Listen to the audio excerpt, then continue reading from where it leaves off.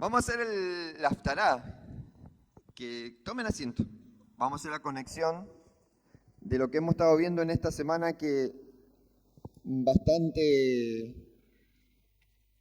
fuerte, si lo tomamos realmente desde lo que no es una simple historia de José, porque al ver una historia no es un relato histórico para que nosotros digamos, wow, veamos la película de José, el rey de los sueños.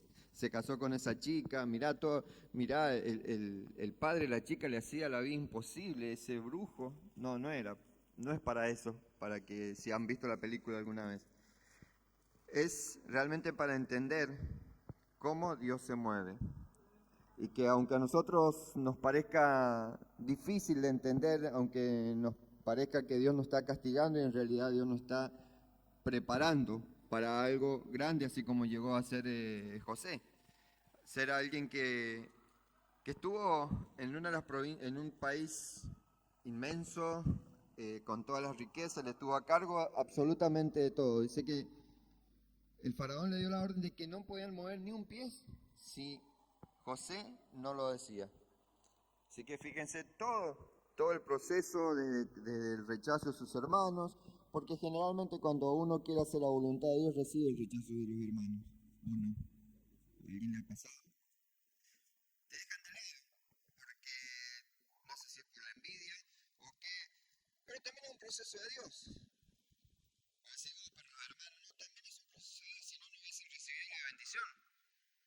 Los hermanos también, así como recibió la bendición José, o sea que recibieron sus hijos. Si hubiese sido todo negativo lo que hicieron sus hermanos, hubiesen tenido la bendición que soltó Jacob sobre ellos. ¿A qué quiero ir? Y cerrando esto, así pasa Ariel. Todas las circunstancias que pasen, todas son permitidas por Dios y todo es de acuerdo a tu decisión, porque es nuestra decisión. Constantemente nosotros decidimos qué vamos a hacer con lo que nos está pasando. La circunstancia que nos afecta, nosotros decidimos qué vamos a hacer. ¿Qué decisión vamos a tomar en eso? ¿Qué aprendizaje vamos a tomar de esa circunstancia? Y este varón siempre exaltando a Dios a pesar de, y sirviendo al prójimo a pesar de, que fue lo que hizo cuando él estuvo en la cárcel, cuando estuvo sirviendo en la casa de Potifar. Y quiero que le quede eso a ustedes. No todo es consecuencia de un castigo de Dios, sino todo lo que hace Dios es para justamente aprobarte. Inclusive si has hecho algo malo, también lo que se te viene es para aprobarte si realmente has decidido cambiar tu camino, hacer teshuvá, volver a la fuente, o querés persistir en el error. Amén. Ariel. Shabbat Shalom. Rosh Chodesh Tov, también estamos en inicio de mes de Tebet. Así que tengan un excelente inicio de mes. La Haftará de esta semana la vamos a encontrar en Primera de Reyes, pero primero, antes de ir a Primera de Reyes, vamos a leer el Maftir. ¿Sí? Leemos el Maftir juntos. Que está en Génesis o Bereshit, capítulo 44, versículo 14 al 17. Génesis 44, versículo 14 al 17.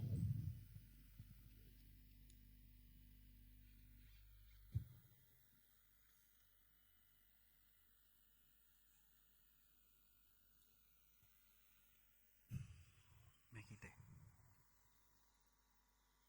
¿Llegaron? Leemos entonces. Cuando Yehudá llegó con sus hermanos al palacio de Yosef, él todavía estaba allí. Se prosternaron ante él a tierra. Yosef les dijo, ¿qué hicieron? ¿No sabían que un hombre como yo es un experto adivino? ¿Qué podemos decirle, mi amo? Respondió Yehudá. ¿Qué tenemos para justificarnos? ¿Cómo podemos demostrar nuestra inocencia? Elohim ha descubierto nuestra falta. Estamos aquí para ser esclavos de usted, mi amo, tanto nosotros como aquel en cuyo poder fue hallada la copa. Sería impropio de mí hacer eso, respondió Yosef. Solo el hombre en cuyo poder fue hallada la copa será mi sirviente. Y en cuanto a ustedes, asciendan, vayan en paz a lo de su padre. Ahí termina. Ahora sí vamos a ir a la Aftara de esta semana, que está en Primera de Reyes, como dije al principio, capítulo 3, versículo 15. Primera de Reyes, capítulo 3. Primera no, es un libro, así que primer libro de Reyes. Bueno, es una carta, decimos, como decimos en los evangelios, segunda de Timoteo, segunda de Corintios. En este caso es género masculino, por así decirlo.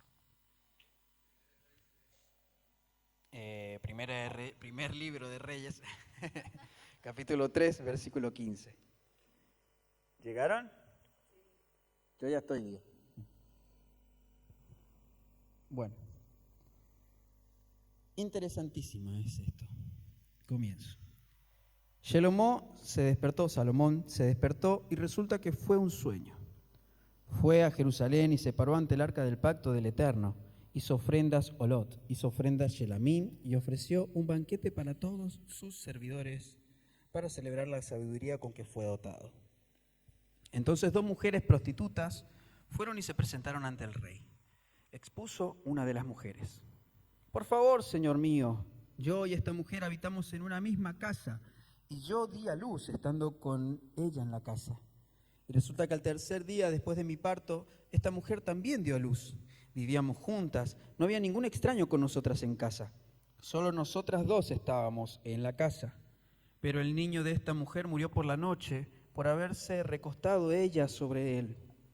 Ella se levantó por la noche y me quitó mi niño que estaba a mi lado. Yo, servidora tuya, estaba dormida. Entonces se lo puso en su regazo y su hijo muerto lo puso en mi regazo. Y cuando me levanté por la mañana para amamantar a mi hijo, resulta que estaba muerto. Pero cuando me fijé bien en él por la mañana, resultó que no era mi hijo, el que yo había dado a luz. La otra mujer respondió: no es así, mi hijo es el vivo y tu hijo es el muerto. Pero aquella decía: no, tu hijo es el muerto y mi hijo el vivo. Así discutían delante del rey. Dijo el rey: una dice, mi hijo es el vivo y tu hijo es el muerto, y la otra lo niega diciendo, no, tu hijo es el muerto y mi hijo es el vivo. Entonces dijo el rey: tráiganme una espada. Y le llevaron una y la otra mitad a la otra. Y le llevaron la espada al rey. Versículo 25 ahora.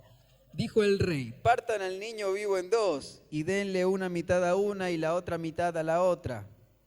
La mujer cuyo hijo era el que estaba en vida se dirigió al rey compadeciéndose de su hijo y dijo: por favor, señor mío, entrégale a ella el niño vivo y no lo mates. Pero la otra dijo: que no sea mío, que no sea ni mío ni tuyo, pártanlo. Respondió el rey diciendo: denle a ella, a la primera, el niño vivo. No lo maten, ella es su verdadera madre. Todo Israel oyó el fallo del rey y sintieron reverencia por el rey, porque vieron que la sabiduría de Dios estaba en él para impartir justicia. Versículo 1 del capítulo 4 dice: así el rey Salomón fue rey sobre todo Israel. Amén. Ahí termina la conexión de esta semana, con un relato bastante interesante, bastante conocido, bastante famoso, ¿no? En todos lados se ha escuchado, se ha visto esta historia del rey Salomón dando como solución partir al bebé en 2 para descubrir realmente quién era la madre. Esa era la intención verdadera, ¿sí? Tan famosa que hasta incluso los Simpsons le han hecho un capítulo ahí en una parte donde, no sé, para los que son Simpson maníacos, han visto que lo hacen de forma de sátira, obviamente, pero usan esta historia. Hasta ese punto, imagínense lo conocido que es. Acá, el eterno Dios, una vez más, no se le escapa nada, y nos muestra una similitud bastante interesante, bastante certera con la historia que estuvimos viendo acerca de Joseph con sus hermanos. ¿Sí? Si ven bien, si piensan bien, en el capítulo 44, versículo 18 de Génesis, 44, 18, dice, más adelante, esto lo vamos a ver en la parashá que sigue, Judá se acerca a José, quien era como un faraón para ellos, era como una persona de alto rango solamente. Acuérdense que él estaba sobre todo Egipto, excepto sobre la autoridad del faraón. ¿Sí? Era gobernador de Egipto, el gran visir de Egipto. Entonces Judá se acerca a él y dice, ay, Señor mío, te ruego que permitas que hable tu siervo una palabra en oídos de mi Señor, y no se encienda tu enojo contra tu siervo, pues tú eres como faraón. Tú eres como faraón, le dice Judá. ¿Sí? O sea que Joseph era como una especie de rey, ¿sí? Era como una especie de rey. En cambio tenemos a Salomón, que era un rey ya establecido, ¿cierto? Acá ya era rey. Por otro lado, ambos personajes, si se fijan bien, tipifican al Mesías, a Yeshua. Ambas personas son tipos del arquetipo, ¿sí? El arquetipo, el diseño perfecto, es Yeshua, al cual imitan estas dos personas en sus vidas, ¿sí? Tenemos al Mesías, hijo de José, Mesías ben Yosef, que lo hemos visto, que es el que ya se manifestó en la tierra, ¿sí? Como el siervo sufriente, aquel que vino siendo en forma de Dios, se entregó hasta lo sumo en la cruz por la salvación de todos nosotros. Y tenemos al Mesías rey, tipificado en Salomón, ¿sí? Tenemos al Mesías, el siervo sufriente, tipificado en Joseph, el siervo, ¿sí? Que se entrega por los demás. Y tenemos al Mesías rey, a Salomón, ¿sí? Ahí se dan cuenta que la similitud que hay entre los dos relatos, lo que tenemos acá en la Estará y lo que hemos visto en la Parashá, ¿sí o no? O sea que esto nos ha hablado mucho en la semana, no sé ustedes, pero a mí me ha hablado mucho, yo creo que a varios también les ha hablado, y la verdad que nosotros nos poníamos a hablar ayer en la mesa acerca de esto, de la verdad, nos poníamos a charlar. Nos vamos a enfocar en esto, en la verdad, ¿sí? En lo que tiene que salir a la luz, ¿sí? ¿Sí o no? Acá en los dos casos, tanto en la historia de Joseph con sus hermanos, vemos que Joseph está ocultándoles que él es el hermano, ¿sí? Llegan los hermanos a Egipto a buscar comida y él automáticamente los reconoce. Los reconoce y obviamente, imagínense, después de tantos años, después de haber sufrido tanto por culpa de sus hermanos, las sensaciones que tenía en su interior eran increíbles, básicamente. No me lo puedo llegar a imaginar. O sea, primero por la traición que sintió en el momento, o sea, que recibió al momento de ser entregado a los árabes, a los ismaelitas.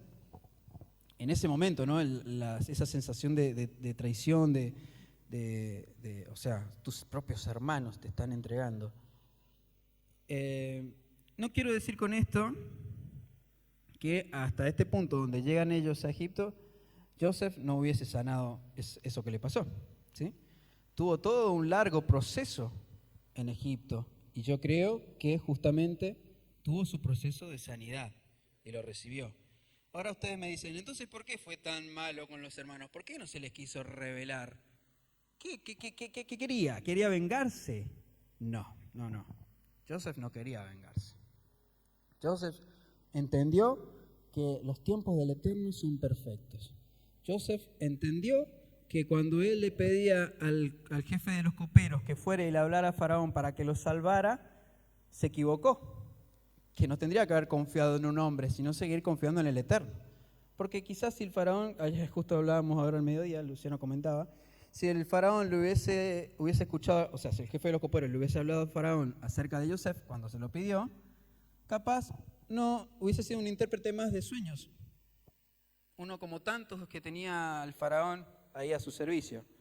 Pero llegó el tiempo justo donde el Eterno le habló a Faraón a través de los sueños, diciéndole que iban a haber 7 años de abundancia y después 7 años de carestía, ¿sí? De de escasez, exactamente.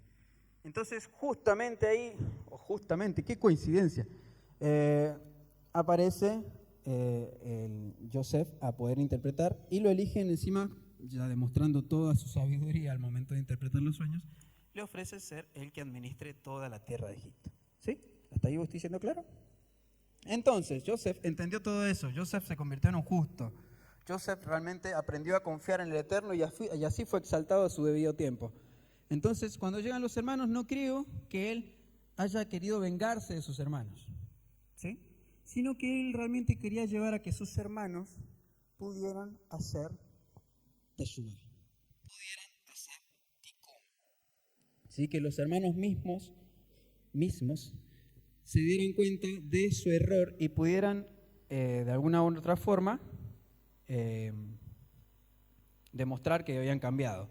O al menos eso él quería ver. Capaz ellos ya lo habían hecho, pero él quería verlo, él quería notar, él quería darse cuenta de que, por ejemplo, con Benjamín, él quería ver si ellos seguían sintiendo celos por el hijo de Raquel, que era la mujer más amada por Jacob, ¿sí? Y se dio cuenta, justamente lo vimos ahora casi al final, y lo vamos a seguir viendo en la parasha que sigue, que él se da cuenta de que no, que ellos ya sanaron eso, ellos ya incluso se arrepienten. Eso lo vamos a ver también en la parasha que viene, no nos vamos a adelantar mucho.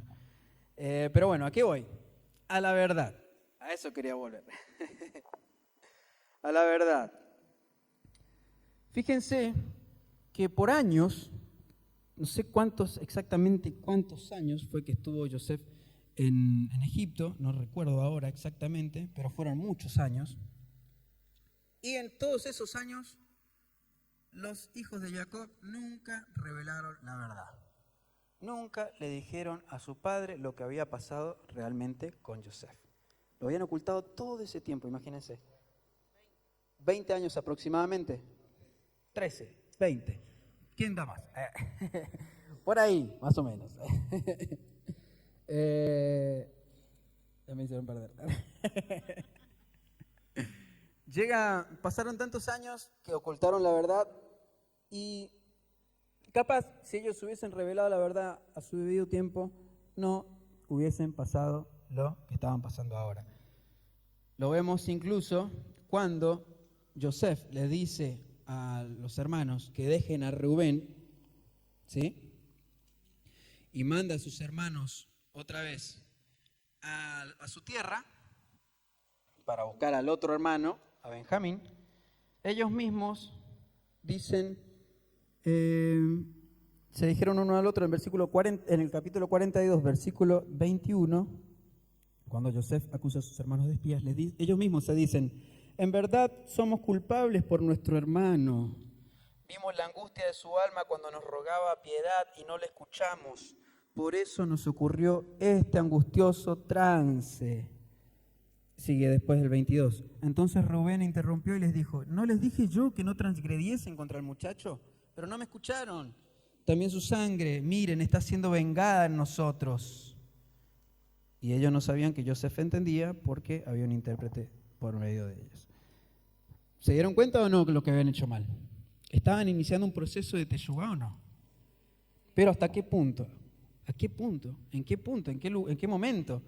Tuvieron tantos años para revelar la verdad, para darse cuenta, para hacer teshuvá, y tuvieron que estar ahí entre la espada y la pared para que la verdad saliera a la luz. Bueno, en el caso de Salomón con las dos prostitutas pasó algo similar. Llegan las dos mujeres, una accidentalmente había matado al hijo y mientras dormía la otra, que vivían en la misma casa, mientras dormía la otra mujer que ya también tenía su hijo, se lo cambió en la noche y después fueron ante el rey para decir cada una presentar su verdad. Entre comillas, porque una no estaba diciendo la verdad. Entonces, tiene que llegar el punto más, ¿cómo decirlo? Más grave, más trágico, para que la verdad salga a la luz. ¿Sí? ¿No iba a partir acaso al bebé en dos? ¿No iba a partir al bebé en dos? Entonces, tarde o temprano, la luz siempre sale. ¿Sí?